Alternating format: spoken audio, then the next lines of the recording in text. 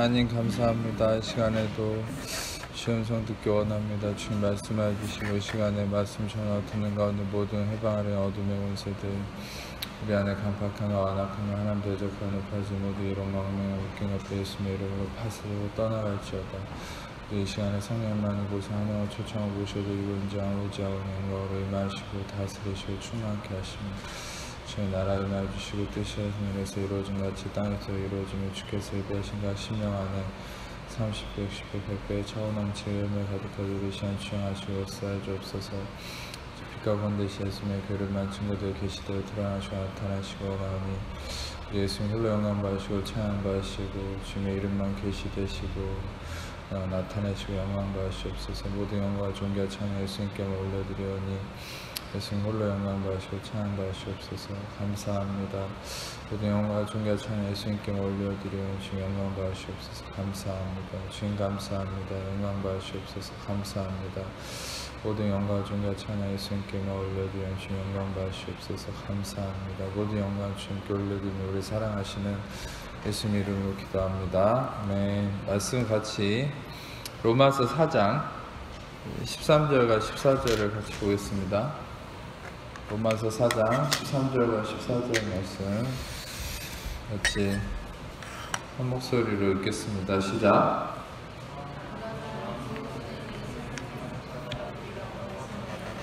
율법으로 말미암은 것이 아니오 믿음의 의로 말미암은 것이니라. 아니 율법에 속한 자들이 성숙자면 믿음은 헛된 약속은 파기되었느니라. 이 성경은 율법과 이 율법의 행함과 믿음의 의에 대해서 모든 것들을 얘기하고 있다고 해도 과언이 아닙니다. 실상 여러분들에게 매번 소개해드리고 해석해드린 것처럼 이 선악과를 아담이 손을 댄 사건은 단지 죄를 잉태하는 어떤 죄가 생겨나는 그 의미가 아니라 전에도 계속 설명했던 것처럼 선악과를 먹었다. 선악과를 손을 댔다.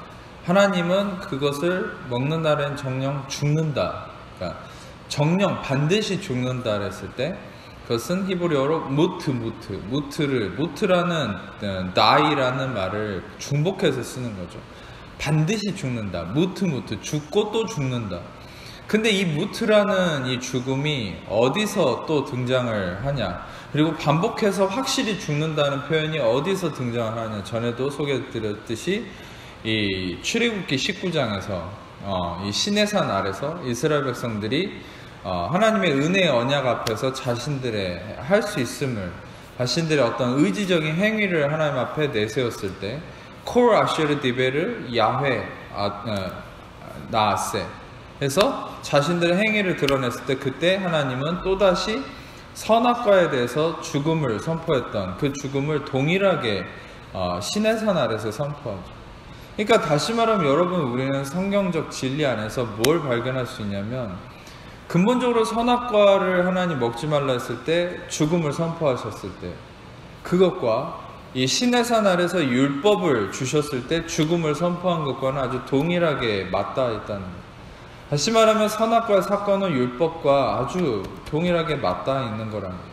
인간이 선악과를 먹은 것은 반드시 그것을 통해서 죄가 나온 건 사실입니다. 그러나 그 죄를 누가 잉태했냐는 거예요. 그 죄는 어디서 나왔냐는 거예요. 죄라는 것은 실상 히브리어는 하타, 그리고 헬라어로는 하마르티아. 이거는 죄라는 건 어떤 의미냐, 그것은 관역을 벗어났다는 거예요.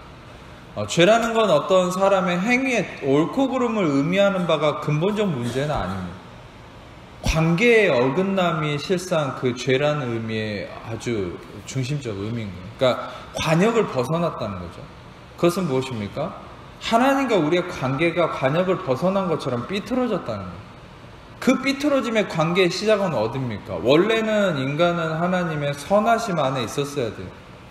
근데 인간은 하나님의 선하심을 벗어나서, 그 선하심은 뭐죠? 하나님 보시기에 좋았다. 토부. 가장 좋았다라고 하는 하나님의 선하심은 어디를 의미하는 것입니까? 새 언약 안에서 성취된 in Christ, in Jesus Christ. 이게 새 언약 안에서, 그리스도 안에서 우리에게 성취된 아담과 하와가 죄짓기 이전의 모습이, 그러니까 아담과 하와가 하나님의 선하심 안에 거했다는 게 신약에서는 어떻게 성취됨으로 모든 바울의 글이나 모든 서신서에 어떻게 언급되고 있습니까? 그리스도 안에서 이게 구약에서는 창세기에 선하심 안에 거했다, 하나님의 선하심 안에 있었다, 하나님의 품 안에 있었다, 이게 바로 그리스도 안에서. 다시 말하면 하나님의 선하심은 무엇을 의미합니까? 그리스도, 토부, 가장 좋았다, 그리스도를 의미하는 거죠. 그러니까 아담과 하와는 원래 그리스도 안에 있었어요. 근데 그리스도를 벗어나는 순간, 다시 말하면 은혜를 벗어나는 순간, 하나님의 선하심 벗어나서 자기의 옳고 그름으로 판단하려고 하는 선악과를 먹는 것, 선악과를 먹는다는 건 단순한 먹는 문제가 아니라 내가 주체자가 돼서 내가 옳고 그름을 판단하는 그 자리에 서는 것이죠. 다시 말하면 내가 하나님의 자리에 서는 것, 그게 바로 관계의 어긋남이죠. 관계의 어긋남이 죄가 된 것. 죄는 어디서 왔습니까? 다시 말하면 관계의 어긋남이라는 이 죄는 어디서 왔습니까? 내가 주체됨을 통해서 온 거죠. 잘 생각해 보세요. 죄라는 건 관계의 어긋남이에요. 하나님과 관계의 어긋남이에요. 근데 이 관계의 어긋남이라는 죄는 어디서 파생했어요? 내가 주체됐을 때, 내가 주인공이 됐을 때, 그때 관계가 어긋난 거예요. 그러면 성경은 내가 주인공이 된다라는 거를 뭐라고 얘기하는 겁니까? 그걸 율법이라고 얘기하는 거예요. 그걸 바로 하나님의 선하심을 벗어난 율법에 거하는 거로 얘기하죠. 고린도전서 15장 56절 같이 읽겠습니다. 시작. 고린도전서 15장 56절 시작. 고린도전서 15장 56절 같이 제가 읽어드리겠습니다. 사망이 쏘는 것은 죄고 죄의 권능은 율법이라, 이런 말씀이 있어요. 근데 사망이 쏘는 것은 죄다, 이 말은 무슨 말이냐, 약간 시적인 표현으로 돼 있는데, 죄는 사망을 일으키고 율법은 죄를 일으킨다, 이 말이에요. 이것은 약간 시적으로 표현한 건데, 사망이 쏘는 것은 죄다, 이 말은 죄는 사망을 일으키죠. 죄의 삭은 사망이다, 죄의 결과는 사망이죠. 그러면 죄는 어디서 왔습니까? 죄의 권능은 율법이다. 다시 말하면 죄는 율법에서 왔다는 거예요. 근데 죄의 권능은 율법이다는 말이 뭐냐면, 죄를 짓도록 힘을 실어주는 게 있다는 거예요. 그게 뭐냐면 율법이라는 거예요. 로마서 5장 20절에 뭐라고 얘기합니까? 율법이 온 것은 범죄를 더하게 하려 함이라. 죄가 더한 곳에 은혜는 더 넘쳤다. 그러니까 율법이 온 것은 범죄를 더하게 하려 함이라는 거예요. 로마서 4장 15절에서는 뭐라고 얘기합니까? 율법은 진노를 이루게 하나니 율법이 없는 곳에는 범법함도 없다, 이렇게 얘기하죠. 그러니까 여러분, 중요한 것은 율법이 있는 곳에는 범법이 있다, 죄가 있다는 거예요. 죄는 어디서 왔습니까? 율법에서 왔어요. 그러면 율법이라는 건 단순한 613개 계명과 10개 십계명을 의미합니까? 그것은 표면적인 하나님의 어떤 계명의 의미고, 율법이라는 것은, 성경에서 율법이라는 거 어떤 면에서 은유적 표현이에요. 그것은 뭐냐, 로마서 2장에서는 뭐라고 얘기했습니까? 그것은 로마서 2장에서는 율법을, 그 유대인들처럼 율법을 받지 아니한 이방인들조차도 그들의 양심이 다 율법이 되어 있다고 표현해요. 그러니까 다시 말하면 율법이란 꼭 623개의 율법과 계명만을 의미하는 게 아니라 그들의 양심이 율법이 되어 있다, 불신자들조차도. 그 말은 뭡니까? 내 자신이 주체가 되고 내 자신이 판단자가 되고 주인공이 되어서 나의 어떠함으로 살아갈 때 그건 율법이 된다. 그러니까 아담과 하와가 하나님의 선하신 그리스도를 떠나서 자기 자신이 선악의 주체자가 되고 판단자가 되는 순간, 이거 보면 다 해놨지? 왜 아까 거는 안 나오는 거야? 안 했으면 얼른 지금 확인해서 하세요. 근데 여러분, 어찌됐든 선악과를 내가 쥐고 먹는, 내가 옳고 그름의 판단자 되는, 그게 율법이었다. 그러니까 아담과 하와는 율법에 빠진 거예요. 어떤 면에서 선악과 율법을 별개로 생각하지 마세요. 신학적으로 아주 정확하게 일치하는 겁니다. 그러니까 다시 말하면 아담과 하와가 율법을 먹는 순간 그건 죽음이 된 거야. 하나님 미리 경고했어요. 그건 죽는다고, 반드시 죽는다고. 근데 시내산 아래서, 여러분, 시내산 아래에 이르렀을 때 이스라엘 백성들은 어떤 형편이었습니까? 아브라함과 이삭과 야곱의 언약 안에서 은혜로 인도함을 받았어요. 하나님이 아브라함과 이삭과 야곱의 하나님이다 하고 아브라함과 이삭과 야곱에게 맺었던 언약이라는 게 뭐냐? 그것은 Covenant of Grace, 은혜의 언약이에요. 그건 속성. 은혜의 언약이란 뭐냐? 은혜의 언약은 인간의 행위의 여하에 따라서 하나님의 판단이 일어나지 않아요. 은혜의 언약은 하나님 자신의 선하심을 기준으로 판단하는 거예요. 그러니까 시내산에 이르기 전까지, 출애굽기 19장 전까지는 이스라엘 백성들이 수많은 불평과 하나님 앞에 범죄를 했어요. 그럼에도 단 한 명도 죽지 않았어요. 성경 읽어보세요. 단 한 명도 죽지 않아요. 은혜 언약 아래 있었으니까. 은혜 언약은 나의 행위가 기준이 되지 않아요. 그런데 여러분, 은혜 언약은 어떤 존재가 기준이 되는 겁니까? 하나님 그분의 선하심이 기준이 돼요. 그러니까 하나님은 하나님의 선하심으로 판단하는 거예요. 이스라엘 백성의 어떤 모습에도 상관없이 하나님의 선하심의 관점 안에서 이스라엘 백성은 어떻게 보입니까? 선한 자로 보이는 거예요. 여러분, 그 은혜 언약 안에 있다가 시내산 아래에 이르렀을 때 하나님은 다시 은혜 언약을 상기했을 때 이스라엘 백성은 거기서 넘어졌죠. 왜입니까? 그 은혜 언약 아래서 있었던 이스라엘 백성이 그것을 거부하고 아담과 하와처럼 다시 선악과를 먹는 행위로 나왔다는 거죠. 아까도 소개했듯이 주께서 우리에게 말씀하신 모든 걸 다 지켜 행하겠습니다. 콜 아시르 디베르 아도나이 나왔어. 이 히브리어 그대로 말씀드립니다. 이 어조는 굉장히 강력한 거예요. 왜냐? 자기 의지를 내세우는 말이었거든요. 한국어로 번역된 건 되게 약화된 거예요. 히브리어 원문으로 보면 인간의 아주 굉장한 교만과 완악함이 드러나 있는 말입니다.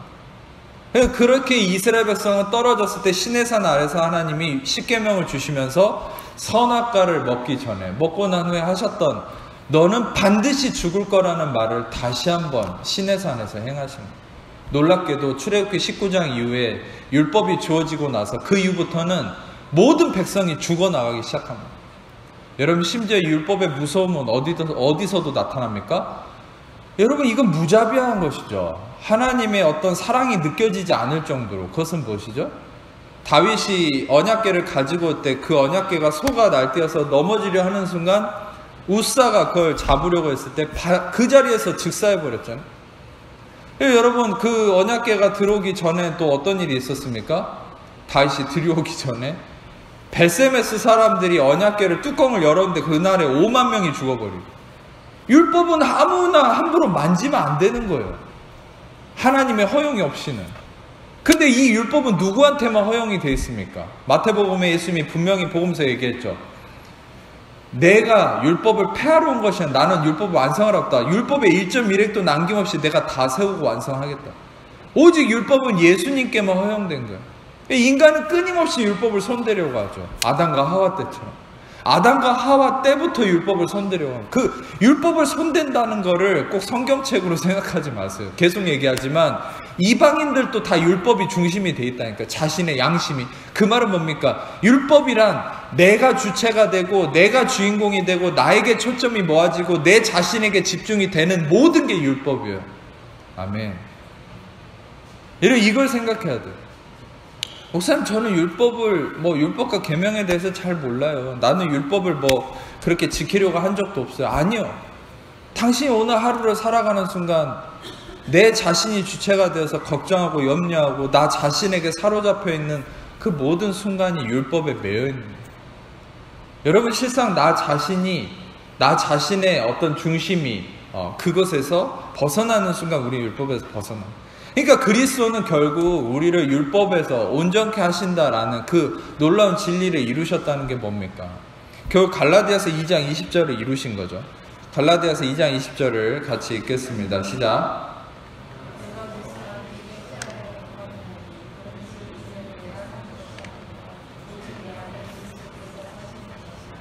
이제는 날상한 사람들을 위하여 자기 자신과 믿음.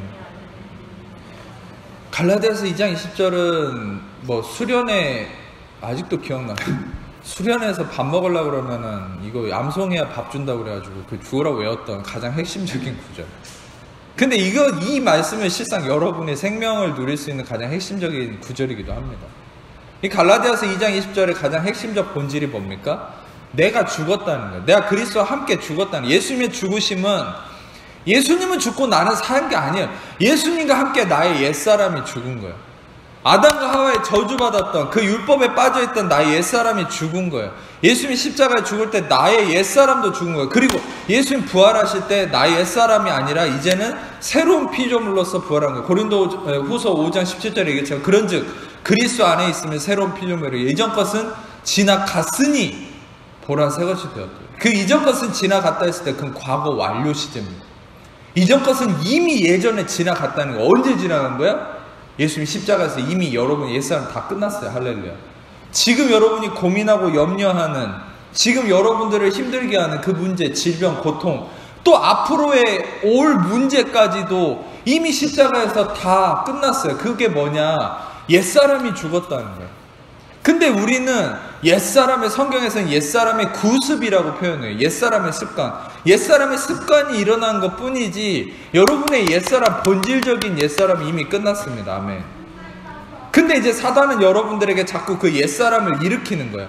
마치 우리가 아직도 죽지 않은 것처럼. 그러니까 사단이 여러분들을 속이는 것은 지금 죄짓고 잘못하고 있는 여러분의 육신의 결과예요. 여러분들 실상 여러분의 본질을 알려드릴까요? 본질적으로는 여러분들이 이미 죄가 다 심판받고 끝났어요. 여러분이 행위적으로 죄 짓는 거 본질적으로 그걸 죄라고 하지 않아요. 육신의 결과라고 표현하는 거예요. 옛사람의 썩어져가는 옛사람의 구습이라고 표현하는 거예요. 아직도 끊지 못한 죄의 습관이나 어떤 육신의 모습이나 잘못된 것들은 그건 옛사람의 습관이에요. 옛사람의 어떤 그림자. 그걸 어떻게 표현할 수 있냐? 종을 땡 치면은, 종을 여러분 쳤을 때 울림이라는 게 있어요. 근데 땡 치고 나서 종은 멈춰 있어요. 시간이 지나면. 근데 울림은 계속돼요. 우리 육신에 울림이 있는 거예요. 이미 육신의 어떤 진동은 끝났어요. 십자가에서. 아멘. 아멘. 근데 여러분, 우리는 여전히 그 육신이 여러분 살아있다고 생각하는 거예요. 우리 육신이 이미 십자가에서 죽었어요. 여러분의 그 죄와 질병과 고통은 이미 십자가에서 끝났어요. 근데 지금 우리는 그 울림이 있을 뿐이에요. 그건 실체가 아니에요. 본질이 아니에요. 본질은 십자가에서 끝났어요. 골로새서 2장 14절 맨날 15절 얘기 드리잖아요. 우리를 거스르고 불리하게 하는 법정으로 쓴 증서를 지우시고 제하시고 십자가 부어서 통치하고 돈 새들을 무력하고 드러내 궁욕고를 삼으시고 십자가로 그들을 십자가로 이기셨느니라. 아멘. 모든 여러분의 죄악과 저주와 율법에 대한 저주가 십자가에서 이미 끝났어요. 옛사람은 끝났어요. 근데 지금의 여러분의 모습은 뭐냐는 거예요. 지금의 여러분의 모습은 울림이에요. 그림자예요. 실체가 아니에요. 그는 그냥 옛사람의 습관이에요. 마귀는 실체가 아닌 걸로 우리를 속이는 거예요. 여전히 죽지 않은 것처럼. 여러분의 옛사람이 이미 죽었어요. 성경은 맨날 얘기합니다. 여러분 이미 죽었다고. 십자가에서 죽었다고. 내가 그리스도와 함께 십자가 못 박혀 죽었나니 이제는 내가 산 건 아직 오직 내 안에 그리스도께서 사신 것이라. 할렐루야. 이제 내가 사는 것은 나를 위하여 잘못을 버리신 하나님의 아들을 믿는 믿음 안에 사는 것이다. 우리는 믿음 안에 사는 것이지 율법의 행위 안에 산다고 얘기하지 않아요. 행함 안에 산다고 하지 않았어요. 성경은. 여러분의 행함의 어떠함으로 산다고 하지 않아요. 믿음 안에 사는 거예요. 할렐루야. 그 믿음이 여러분을 이끌어가는 것이다. 믿음으로 말미암는 의를 경험하는 것이다. 행함으로 인한 어떤 결과를 먹고 사는 존재가 아니에요. 아멘. 자, 이런 말씀들을 여러분이 매일같이 깊이 있게 묵상할 수 있어야 돼요. 실상 오늘 설교를 또 계속 들으셔야 되겠죠. 근데 어찌됐든 여러분, 중요한 것은 이 나의 어떠함, 나의 육신, 나의 옛사람이 죽었음을 확인해야 되는데 우리는 매 순간 사단이 이걸 가지고 속이는 거죠. 넌 안 죽었어. 너는 여전히 이걸 빚을 갚아야 돼.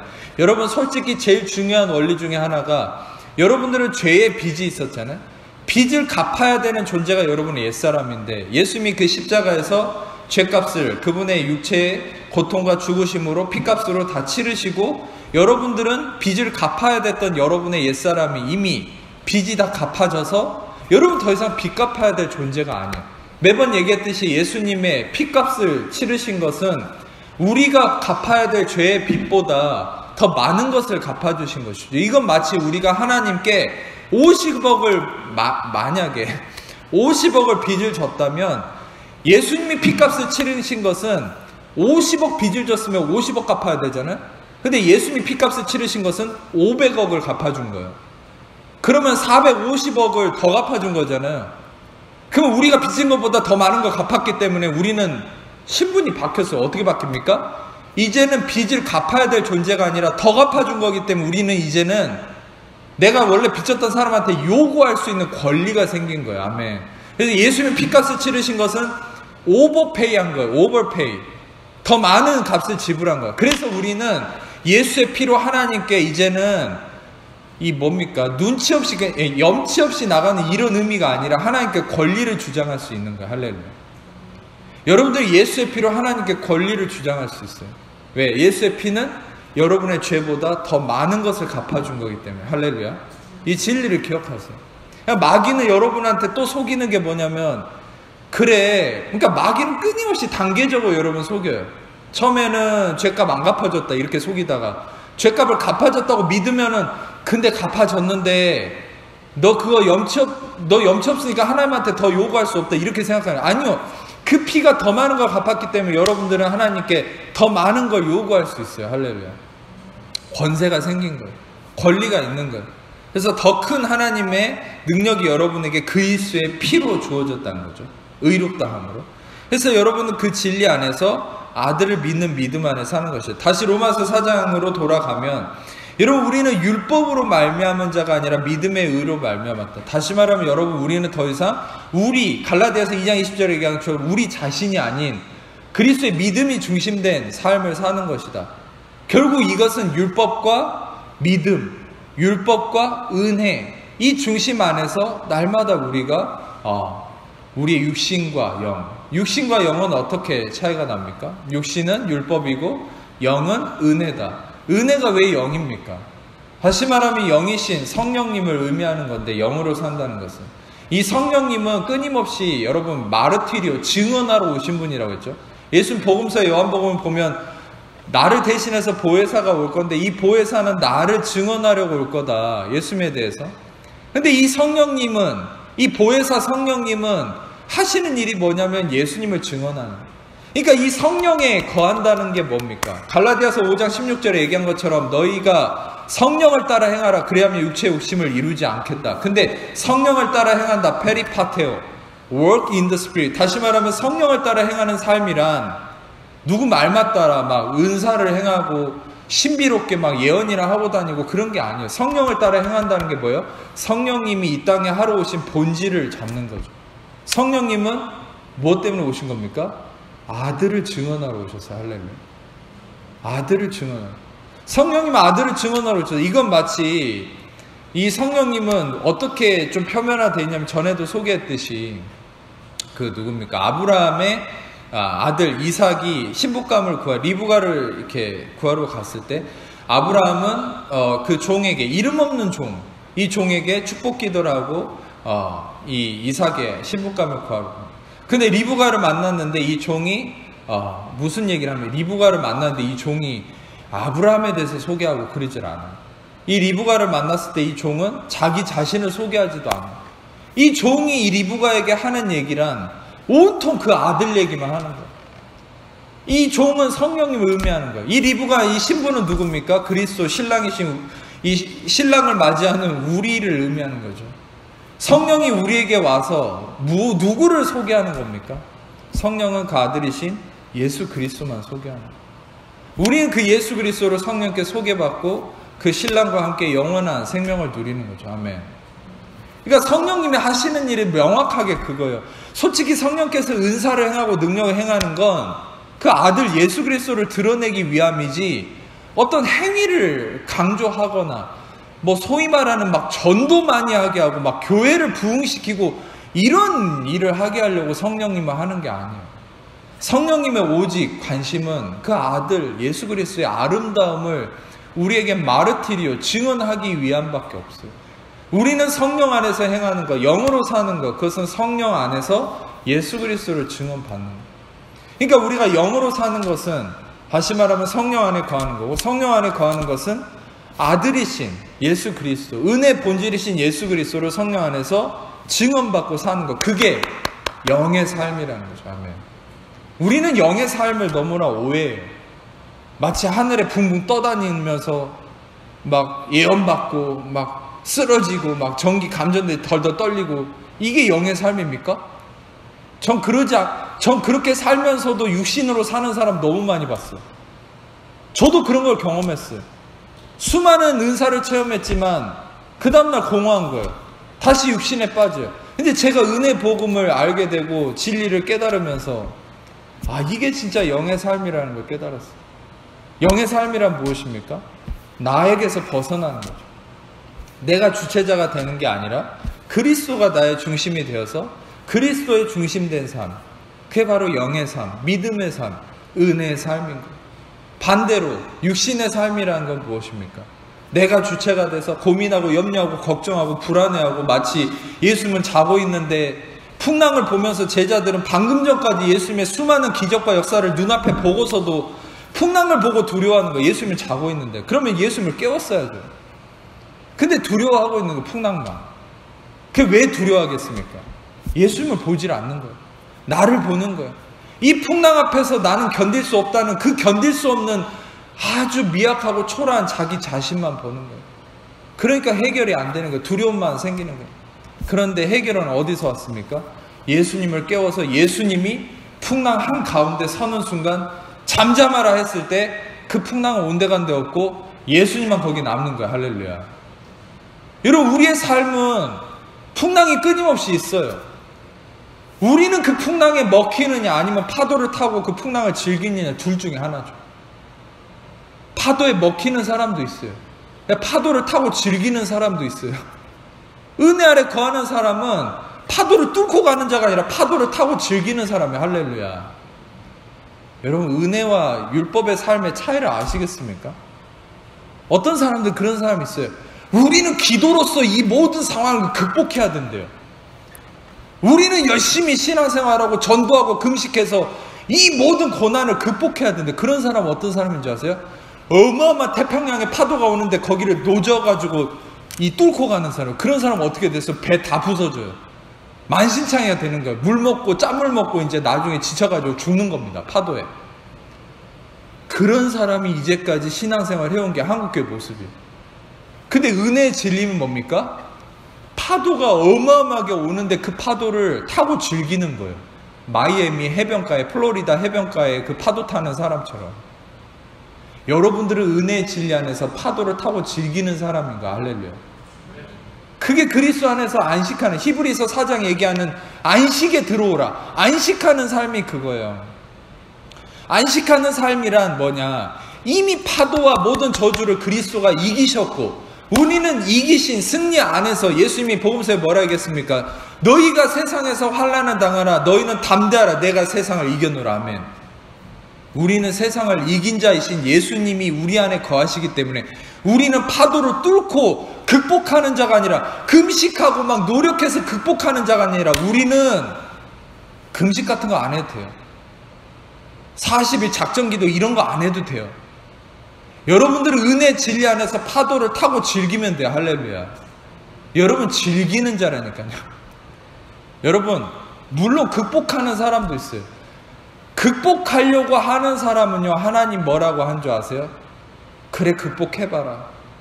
그렇게라도 해서 하겠다 그러면 내가 그거라도 봐줄 테니까 극복해봐라 이렇게 얘기해요. 굳이 극복하고 금식하고 기도하는 사람 막 온갖 자기를 자해하고 막 고통스럽게 하면서 그렇게 이겨나가는 사람한테 하나님이 저주하진 않아요. 왜? 그런 사람들도 예수님의 이름을 의지하고 나가니까. 근데 고통은 자기가 당해요. 그러니까 하나님은 내버려 두는 거예요. 율법을 행하는 자는 그 가운데서 살리라 하는 거예요. 율법은 믿음에서 난 것이 아니지만 율법을 행하는 자는 그 가운데서 살으라고 내버려 두는 거예요. 근데 자기만 고통스러운 거죠. 몸도 다 망가지고. 금식한다고 여러분 몸이 건강해지는 줄 아십니까? 금식이 아니라 맨날 식단 조절을 잘해서 운동 열심히 해야 몸이 건강해지는 거지.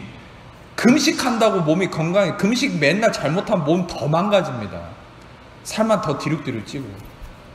중요한 거는 여러분 그렇게 자기를 자학하고 망가져가면서 그렇게 하려고 하면 하나님도 내버려 두는 거예요. 그렇게 해보라고. 근데 진짜 은혜의 진리를 알고 안식하는 자는 오히려 자기도 살고 자기의 삶도 풍요로워지고 모든 것을 기쁨으로 즐기는 삶이 돼요. 왜냐하면 은혜로 산다는 것은 이미 그리스도가 이루신 그 승리를 누리는 삶이기 때문에 내가 돌파하는 삶이 아니라. 그래서 여러분 실상 우리는 계속 이거를 떠올려 보세요. 우리는 파도를 노저어서 극복하고 이걸 뚫고 가는 삶이 아니라 우리는 파도를 타고 즐기는 삶입니다. 끊임없는 환난이 있을 수 있고 고통이 있을 수 있지만 그 고통을 이게 여러분 상상이 되십니까? 이제까지 우리의 신앙생활은 고통을 극복해야 된다 생각했지만 은혜의 진리는 예수 그리스도가 이미 그 고통을 감당하고 대가를 치렀기 때문에 그분 안에 거하는 우리는 그 고통을 즐기는 자가 될 수 있는 존재라는 거예요. 우리는 그 고난 위에 우뚝 서 있는 우리는 승리자라는 거예요.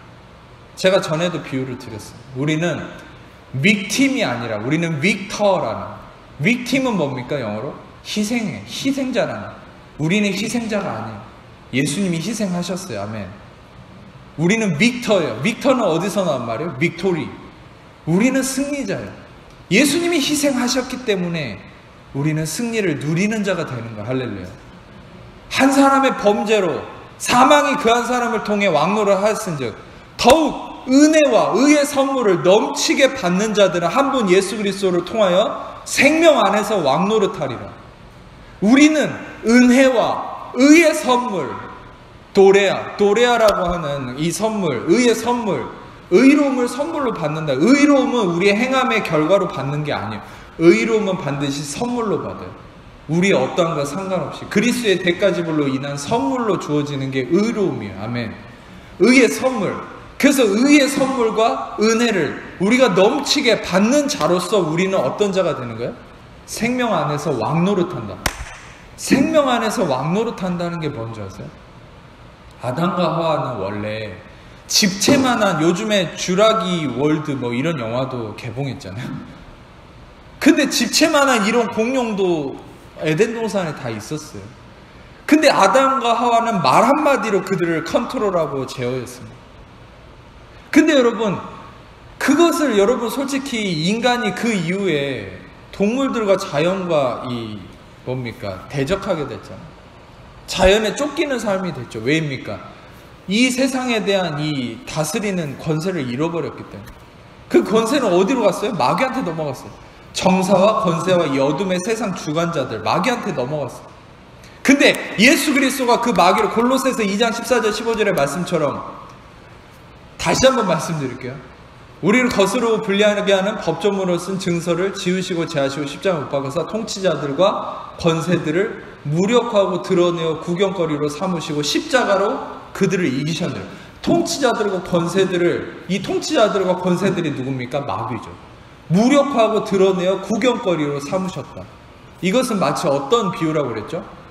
예전에 중세시대에 그 전쟁을 해가지고 이웃나라가 이 성을 차지하면 어떻게 하는 줄 아세요? 그 성의 영주나 왕을요, 말 뒤에 이게 포송줄을 묶어놓고 해가 질 때까지 말에 묶어가지고 질질질 끌고 다니는 그 성 주변. 그러면 어떻게 됩니까?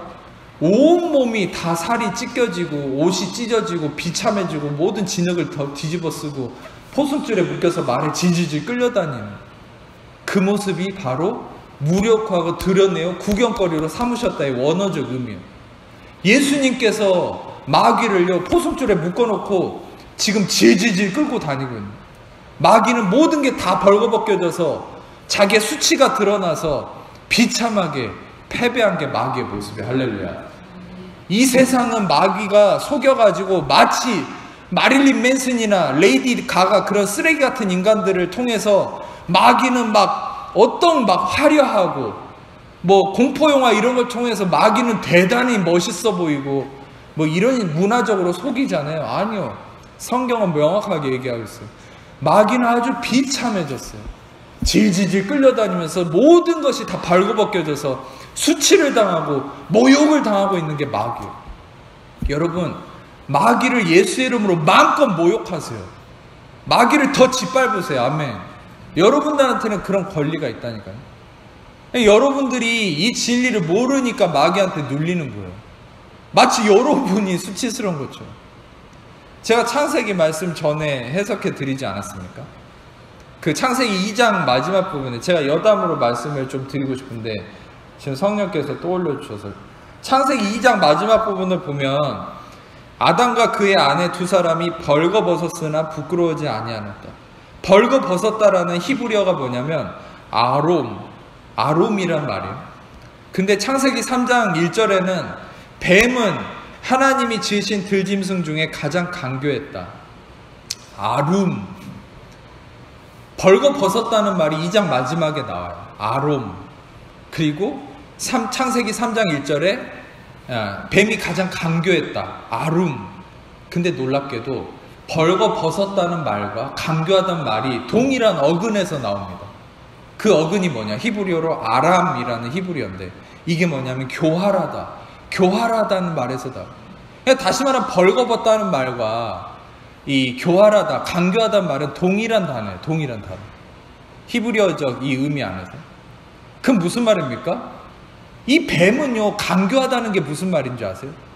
뱀이 가장 벌거벗었다는 거예요. 원래부터 뱀은 가장 강교하지만 이 강교하다는 말은 벌거벗었다는 말과 동일한 말. 뱀이 가장 벌거벗은 자라는 거예요. 그러니까 인간을 벗기려고 난리를 치는 거예요. 지가 가장 수치스러우니까 인간을 가장 수치스럽게 하려고 하는 거예요. 여러분, 근데 여러분들은 예수 그리스도로 말미암아서 예수님이 우리를 대신해서 모든 수치와 두려움을 감당하셨기 때문에 여러분들이 이제 더 이상 수치와 두려움이 없습니다. 아멘. 근데 여러분 이제는 뱀이 마귀가 수치스러운 자가 됐어요. 그래서 여러분 우리는 마음껏 이 마귀를 수치스럽게 하고 두렵게 하고 짓밟을 수 있는 권리가 여러분 안에 예수님 안에서 있는 거예요. 아멘. 예수의 이름으로 이 시간에 여러분과 저를 수치스럽게 하고 두렵게 하는 모든 더러운 마귀 이 시간에 모든 수치와 두려움을 안고 떠나갈지어다. 할렐루야. 모든 승리하신 예수님이 우리를 자유케 하셨어요. 모든 수치와 두려움으로. 이 시간에 마귀가 수치스러워하고 지금 도망가고 있습니다.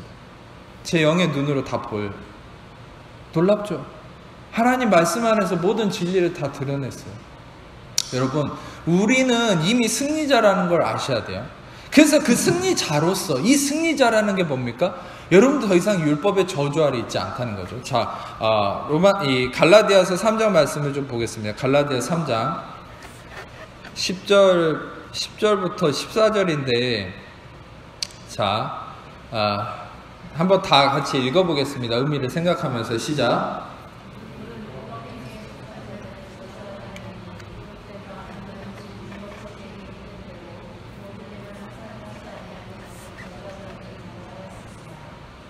하나님 앞에서 아무도 율법으로 말미암아 의롭게 되지 못할 것이 분명하니 이의 의인은 믿음으로 말미암아 살리라 하였으니 율법은 믿음에서 난 것이 아니니 율법을 행하는 자는 그 가운데 살리라 하느니 그리스도께서 우리와 저주를 받은 바이사 율법의 저주에서 우리를 속량하셨으니 기록된 바 남의 다른 자마다 저주하는 자라 했으니 이는 그리스도 예수 안에서 아브라함의 복이 이방인에 미치게 하고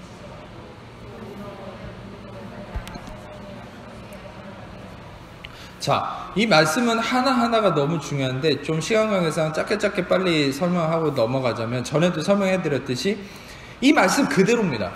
율법 행위에 속한 자들은 저주 아래 있나니 기록된 바 누구든지 이 기록된 바는 이 민수기서 이 25장 말씀 26장인가 지금 좀 장수가 헷갈리는데 하여튼 민수기서에 나와 있는 그 말씀을 기록된 바 인용해서 율법책에 기록된 대로 모든 일을 항상 그러니까 여기서 포인트는 그거예요. 모든 것을 항상 행하지 않는다.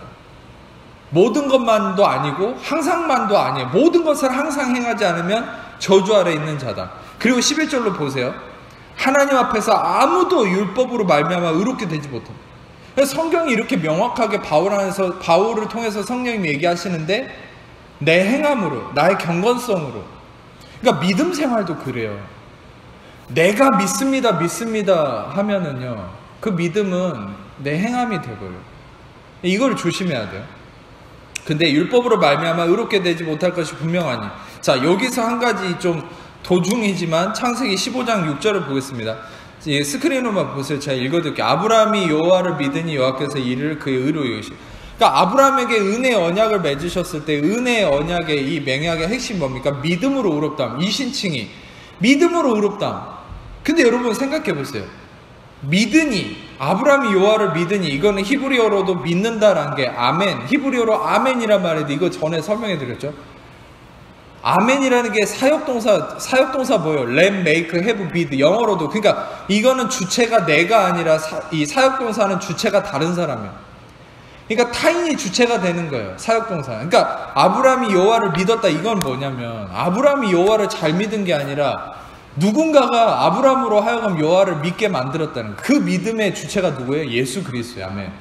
예수 그리스도 아브라함을 여호와를 믿게 만들었어요. 여호와께서 그래서 그 아브라함을 믿게 만든 그 믿음의 주체신 예수 그리스도를 통해 아브라함이 야훼를 믿게 하고 이를 그의 의로 여기셨다.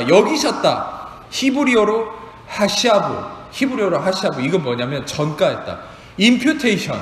이게 뭡니까? 의를 전가했다는 거예요. 믿음도 선물로 받고, 믿음도 내가 믿은 게 아니라 예수 그리스도를 통해 아브라함이 믿게 만들어졌고 그 믿음으로 말미암아 의를 선물로 받았고, 이건 마치 고린도후서 5장 21절 같은 거죠. 스크린으로만 보여주세요. 고린도후서 5장 21절 뭡니까? 하나님 죄를 알지도 못하시니 우리를 대신하여 죄를 삼으신 것을 우리로 하여금 그 안에서 하나님의 의가 되게 하려 하십니다. 그러니까 우리의 어떠함이 아닌 그분의 어떠함으로, 그분으로 말미암아 믿음도 갖게 됐고 그 믿음으로 말미암아 우리는 의를 선물로 받았다. 우리는 그래서 이 의로움의 선물로 말미암아 의롭다함을 얻은 것이죠. 이 믿음이란 결국 나의 믿음이 아니에요. 여러분 잘 생각해 보세요. 제가 이걸 좀 점검하고 싶어요. 많은 분들이 갈라디아서조차도 믿음이란 말이 나오니까 그러면 우리가 얼만큼 하나님을 잘 믿느냐, 내가 주체된 나의 믿음을 주로 얘기를 하는데 그게 바로 실패의 지름길. 그게 바로 성경을 여러분들이 온전히 보지 못하는 가림막이 돼버립니다. 이 믿음은요, 선물로서의 믿음이에요. 나의 어떠한 믿음이 아닌 거예요. 아브라함에게 주어진 이 믿음도 하나님이 부어주신 믿음이지 내가 잘 믿는 믿음이 아니라는 거예요. 성경에서 제가 계속 얘기해요. 히브리서 12장 2절에 믿음의 주요 또 온전하게 하시는 이인 예수를 바라보죠. 이 믿음의 주 아루케고스, 이 믿음의 창시자, 주관자. 믿음이라는 건 주관자가 내가 아니에요. 여러분 이걸 생각하세요. 믿음은 내가 믿는 게 아니에요. 믿음은 항상 예수 그리스도의 믿음이 내 안에 들어오는 거예요. 아멘. 여러분이 왜 믿음 생활이 때로 이 믿음이 항상 믿음 때문에, 믿음 생활 때문에 죄책감이 듭니까? 그건 내가 믿으려고 하기 때문에. 우리의 믿음은 좋았다가 낮아졌다가 왔다 갔다 하는 거예요. 근데 여러분들이 이 시선을 벗어버려야 돼요. 우리의 믿음의 주체는 내가 아니라 그리스도가 나의 믿음의 주체자라는 것을 여러분이 아는 순간 여러분들은 믿음의 요동이 없을 거예요. 할렐루야. 그 믿음이 여러분을 이끌어가는 놀라운 역사를 경험하게 될 거예요. 우리 형제들도 그래요. 군생활을 하게 되면 내가 민간에서는 뭐 새벽기도도 나가고 신앙생활 잘하고 순모임도 잘하고 큐티 모임도 했는데 군에 오니까 환경적으로 안 되니까 난 믿음이 없어졌다? 그건 믿음을 잘못 이해한 거예요. 여러분이 뭘 하고 안 하고가 믿음이 아니에요. 여러분들 실상 군에 와서도 믿음은 변함없어요. 여러분이 큐티를 하든 안 하든 새벽 예배를 하든 안 하든 여러분의 믿음은 변함없어요. 왜요? 여러분 믿음의 주는, 믿음의 창시자, 믿음의 주관자는 여러분이 아니라 여러분 안에 계신 세상을 이기신, 죄값을 치르신, 속죄를 이루신 예수 그리스도가 여러분의 믿음의 주체이기 때문에. 할렐루야. 요걸 발견하고 아는 순간 여러분도 믿음으로 충만해질 겁니다. 아멘. 근데 마귀는 여러분 자신을 보게 하니까 믿음이 없어져 버리는 거예요. 나의 행위를 보니까 마귀는 나의 행위를 보게 해요. 그러니까 믿음이 없어져 버려요. 그러니까 믿음의 능력이 나오지 않아요.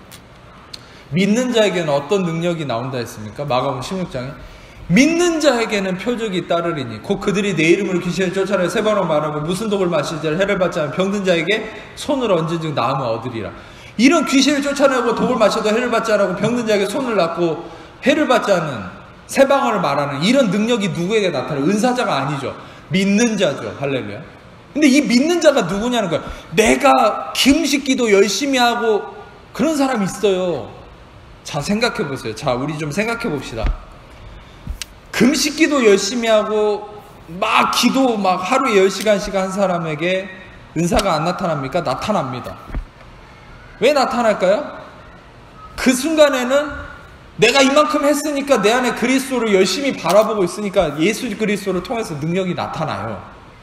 근데 그런 사람이 기도가 부족해지고 금식 안 하면 어떻게 됩니까?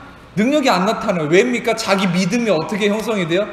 나는 금식 안 하고 나는 기도 안 했으니까 나는 안 돼 라고 나에게 초점을 맞추니까 능력이 안 나타나는 거예요. 근데 실상 제가 놀라운 비밀을 하나 알려드릴까요? 여러분이 금식 안 하고요, 기도를 못했어도요, 여러분을 통해서 귀신이 나가고 독을 마셔도 해를 받지 않고 놀라운 치유의 능력이 나타날 수 있어요. 언제? 오늘 이 설교를 믿고 깨닫고 들을 때. 어떤 설교입니까? 아, 내 안에 이 믿음은 나의 어떠함이 아니라 내 안에 예수 그리스도가 믿음이구나. 나는 내가 뭘 하고 안 하고 상관없이 나는 믿음이 있는 존재구나. 나는 항상 믿음의 사람이구나. 나는 믿는 자구나. 왜?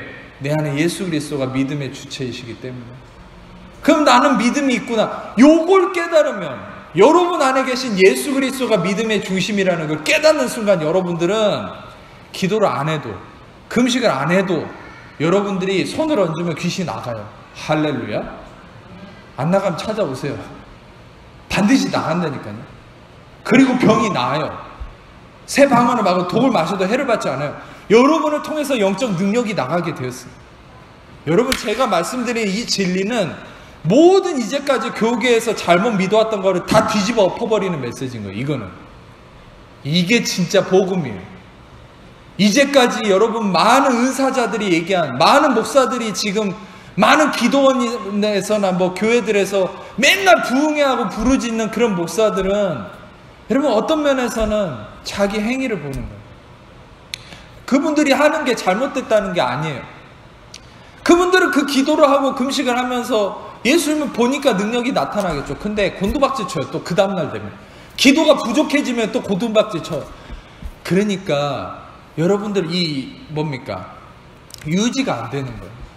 근데 여러분들은 평신도임에도, 전 그래서 여러분 은혜 복음 안에서 평신도들이 은혜 복음으로 더 놀랍게 쓰임받는다고 믿어요. 여러분들은 어떻게 맨날 40일 금식기도 하겠습니까? 밥 잘 먹고 살아야지. 할렐루야. 여러분들 어떻게 매일같이 일도 안 하고 3시간, 5시간, 10시간씩 기도하겠어요? 여러분, 하나님 여러분 사정 모르겠어요? 그런 여러분들한테 기도 안 한다고 능력 안 주는 게 그게 하나님입니까? 아니요. 여러분, 저는 과감하게 얘기합니다. 여러분 기도 안 해도요, 여러분 금식 안 해도요, 여러분 통해서 능력이 나타나요. 왜? 그 일을 행하시는 분은 여러분 안에 계신 예수 그리스도거든요. 중요한 건 여러분들이 기도하고 금식하는 건 어떻게 하는 겁니까? 주님이 여러분들 안에서 역사하시는 그 은혜를 따라서, 필요를 따라 하게 하실 거예요. 때가 되면. 아멘. 하지 말라는 게 아니에요. 근데 그 어떤 조건식으로 하지는 말라는 거예요. 본질은 뭐냐? 여러분 안에 계신 예수 그리스도가 믿음의 본질이라는 거예요. 여러분이 믿음의 본질이 아니라는 거예요. 아시겠죠? 저의 말을 오해하지 않기를 축복합니다. 저는 기도 안 해도 된다는 얘기를 하는 게 아니에요. 금식 안 해도 된다는 게 아니에요. 분명히 예수님도 금식과 기도를 얘기하셨어요. 그러나 그것은 은혜 진리 안에서야죠. 여러분이 뭔가 능력을 얻어내려고, 뭔가를 행하려고 내가 주체가 돼서 그걸 한다면 여러분도 또 다른 율법의 매역으로, 여러분들은 그런 것이 없어도 여러분들은 그리스도 안에, 그 믿음 안에서 능력이 나타날 수 있습니다. 아멘.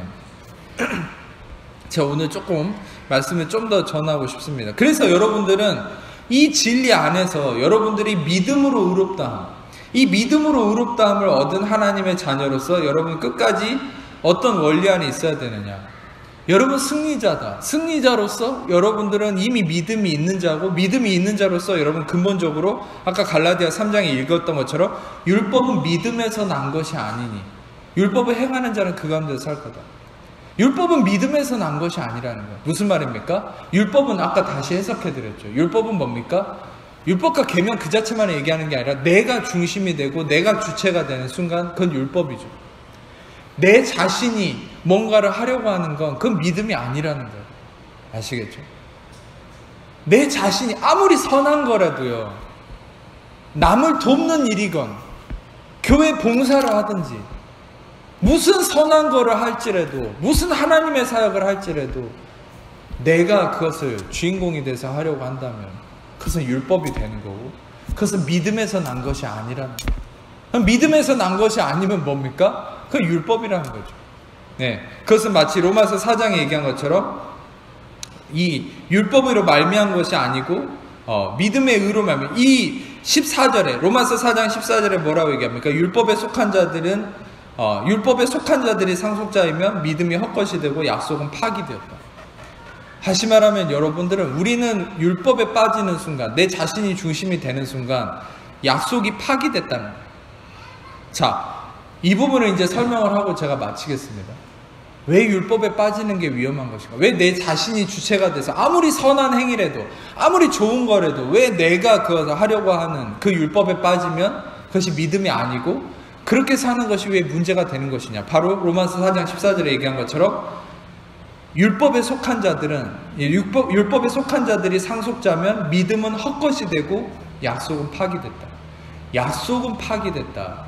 실상 믿음은 헛것이 됐다. 헛것이 됐다랑 파기됐다는 헬라어가 아주 비슷한 의미이긴 한데 좀 다른 단어. 헛것이 됐다는 케노, 파기됐다라는 말이 많이 들어봤을 거예요. 카타르게오. 약속은 파기됐다. 카타르게오. 그 요구 카타르게오 어디서 나옵니까? 갈라디아서 5장 4절에 율법의 행위로 의롭다함을 얻으려 하는 너희는 그리스도에게서 끊어지고 은혜에서 떨어졌다. 그리스도에게서 끊어졌다는 게 카타르게오. 다시 말하면 율법의 행위로 의롭다함을 얻는다. 내가 주체가 돼서 나의 행위로 뭔가를 이루려고 하는 자는 그리스도에게서 끊어졌다. 그리스도에게서 카타르게오 됐다. 그 말은 뭡니까? 그리스도와 관계는 유지가 되지만 능력과 영향력을 전혀 못 받는 거예요. 그러니까 구원을 받은 자로서 죽으면 천국은 가겠지만 이 땅에서 아무런 그리스도의 능력이 없다는 거예요. 어떤 사람이? 내 행위로 사는 사람, 나의 어떠함으로 사는 사람. 그러면 그리스도의 능력과 안식과 평안이 없다는 거예요. 그럼 여기서도 마찬가지. 율법에 속한 자들이 상속자면 믿음은 헛것이 되고 약속은 파기된다. 약속이 카타르게오 됐다죠. 약속이 있긴 하지만 그 약속에 효력이 없다는 거예요. 그 약속은 뭡니까? 이거 이제 나누고 마칠게요. 이 약속의 효력이 뭡니까? 다시 갈라디아서 3장을 넘어가면, 자, 하나님이 주신 약속은 이거예요. 그리스도께서 저주를 받은 바 되사 율법의 저주에서 우리를 속량하셨으니, 기록된 바 나무에 달린 자만 저주를 받은 바 되었다. 율법의 저주에서 여러분을 속량하셨어요. 그리고 그 다음에 또한 이어지는 약속이 뭡니까? 이는 그리스도 예수 안에서 아브라함의 복이 이방인에게 미치게 하고. 이 말은 뭐예요? 아브라함의 복이 이방인인 여러분과 저에게 미치게 하고, 할렐루야. 우리로 하여금 믿음으로 말미암아 성령의 약속을 받게 하려 합니다. 아브라함의 복이 우리에게 미치는 거예요. 아브라함의 복이 뭡니까? 가축과 은과 금, 캐틀, 실버 앤 골드. 이 가축과 은과 금은 뭐예요? 부유함이죠. 부유함도 아브라함의 복이에요. 이러한 복이 여러분에게 있기를 축복합니다. 근데 부유함도 부유함이고 아브라함의 복은 믿음으로 의롭다함을 얻는 거예요. 또한 아브라함의 복이 또 한 가지 더 있어요. 너를 축복하는 자를 축복하고 저주하는 자를 저주한다. 이런 은혜도 있어요. 아브라함에게 약속하신 놀라운 복들, 그게 아브라함의 복이죠. 그게 여러분과 저에게 그리스도를 통해서 다 주어졌다는 거예요. 아멘. 근데 문제는 뭡니까? 우리가 육신에 거할 때, 육신에 거한다는 게 뭐죠? 정욕에 거하는 이런 문제가 아니라 내가 율법에 속할 때, 내가 주인공이 되고 내가 뭔가를 하려고 하고 내 자신이 선악과를 먹는 자, 율법에 빠지는 순간 내가 걱정하고 내가 뭔가를 판단하는 내 자신이 주체가 되었을 때 어떻게 됩니까? 그것은 약속이 파기되는 거예요. 이 약속은 있지만 약속의 효력이 안 이루어집니다. 이런 아브라함에게 주시기로 약속한, 아브라함을 통해서, 아브라함의 복이 그리스도를 통해서 우리에게 주어지기로 약속된 이 모든 그리스도 안에서의 약속이 이 크리스천들에게 임하지 못하는 거예요. 언제? 크리스천들이 율법에 빠져 있어요. 여러분, 그래서 은혜의 복음은, 은혜의 말씀은 너무나도 놀라운 축복인 거예요. 은혜의 말씀을 마지막으로 말씀대로 마칠게요. 사도행전 20장 32절에 뭐라 얘기합니까? 지금 내가 여러분을 주와 및 그의 은혜의 말씀에 부탁하노니 이 말씀이 능히 여러분을 든든히 세우사 거룩하게 하심을 입은 모든 자 가운데 기업이 있게 하시리라. 아멘. 은혜의 말씀은 여러분을 세우고 여러분을 기업이 있게 하신다. 아멘. 율법적 말씀, 행함을 촉구하는 이런 말씀은 여러분을 무너뜨려 버려요. 그리고 기업을 없애버려요. 아까처럼 그 말씀이죠. 로마서 4장에 율법에 속한 자들이 상속자면 믿음은 헛것이 되고 약속은 파기돼 버려요. 그러니까 여러분들의 행함을 촉구하는 설교나 이런 걸 들어버리면, 그런 메시지라도 들어버리면 어떻게 됩니까? 약속이 그냥 다 무너져 버리는 거예요, 마음속에. 그러니까 실상 여러분들, 저를 통해서 은혜의 말씀을 듣는 것이 아무 별거 아니라고 생각하면 안 돼요. 여러분들이 보이지 않지만 어마어마한 기업과 어마어마한 세워짐의 축복이 여러분 삶에 임하고 있어요. 할렐루야. 저를 통해서 지금 은혜의 말씀이 저뿐만 아니라 여러분의 삶에, 또 이 예하대 모든 데까지 지금 흘러가고 있다니까요. 아멘. 인정하든 말든. 여러분, 중요한 것은 하나님의 이 은혜의 말씀은 어떤 말씀입니까? 내가 아닌 그리스도가 중심된 말씀입니다. 그리스도가 다 이루셨다. 그리스도가 승리하셨다. 그리스도가 이루신 진리 안에 거해서 내가 아니라 그리스도가 이루신 그 믿음으로, 그리스도가 선물로 주신 그 믿음 안에서 내가 믿음으로 어떻게 살 것인가를 고민하는 것이 아니라, 내 안에 그리스도가 믿음이심을 깨닫고 그 그리스도가 무엇을 하셨고 그리스도가 무엇을 이루셨는지 그 진리 안에서 살아가는 삶이 참된 믿음의 삶이다. 참된 은혜의 삶이라. 여러분, 이 은혜의 삶을 통해서 여러분 삶에 날마다 값진 아브라함의 축복이 넘치는, 또 상속자로서 이 은혜를 누리는 여러분 삶이 되시기를 축복합니다. 기도하겠습니다.